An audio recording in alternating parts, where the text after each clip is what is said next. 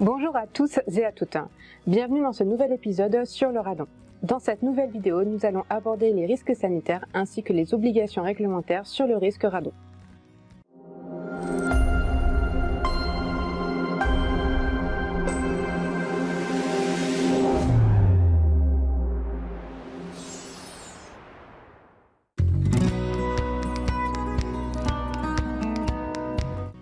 Chaque année, on comptabilise dans les hôpitaux français plus de 3000 patients atteints d'un cancer du poumon attribuable au radon.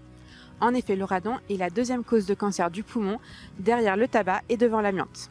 C'est pour cela qu'en 2018, la réglementation a imposé le mesurage du radon dans les établissements se situant dans des zones où la présence de radon était avérée.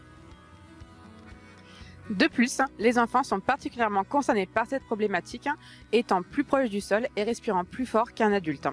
Les bâtiments accueillant les enfants sont donc particulièrement concernés, comme les écoles maternelles, les écoles primaires et les crèches.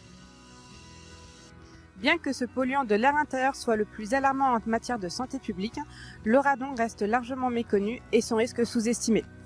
En effet, seulement 2 Français sur 10 ont une connaissance complète de ce risque. Cela peut s'expliquer par le fait que l'ensemble du territoire n'y est pas exposé et que les campagnes sont surtout faites pour les zones concernées. Dans les communes où la concentration en radon dans le sol est moins importante, le risque de cancer est plus méconnu. Les mesures de prévention étant généralement absentes, les personnes peuvent être plus exposées malgré un taux de radon inférieur au seuil sanitaire réglementaire. Les chiffres parlent d'eux-mêmes. 66% des décès attribuables au radon surviennent dans des communes où le taux de radon est inférieur à 100 becquerels par mètre cube. Ce sont les agences régionales de santé qui développent cette thématique sur le territoire français. Elles participent aux actions de prévention et de sensibilisation sur le risque sanitaire. De plus, elles accompagnent les communes et les collectivités sur cette problématique. Au sein d'Aléa Contrôle, les équipes formées sont en charge du dépistage réglementaire du radon. Ce processus permet de quantifier le risque et de connaître les actions correctrices.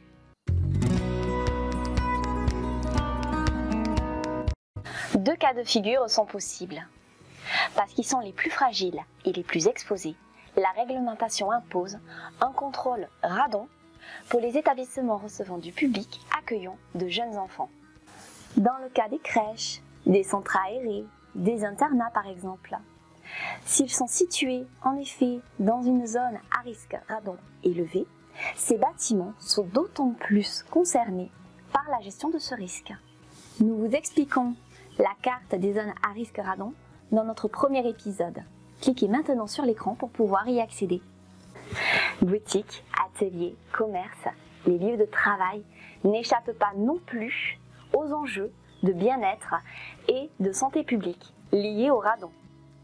Les bâtiments occupés en sous-sol et rez-de-chaussée sont les plus à risque et donc les plus concernés.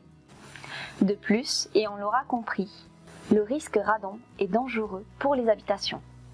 Les futurs acquéreurs et locataires doivent savoir si leur bien se situe ou non dans une zone de niveau 3. Cette information est disponible sur Géorisque ou sur le site de l'IRSN. Merci pour ce visionnage. Si vous avez aimé cette vidéo, nous vous invitons à mettre un pouce bleu et à vous abonner sur notre chaîne YouTube. Nous vous donnons rendez-vous très prochainement pour notre prochain épisode. Et n'oubliez pas, un air pur, ça rassure.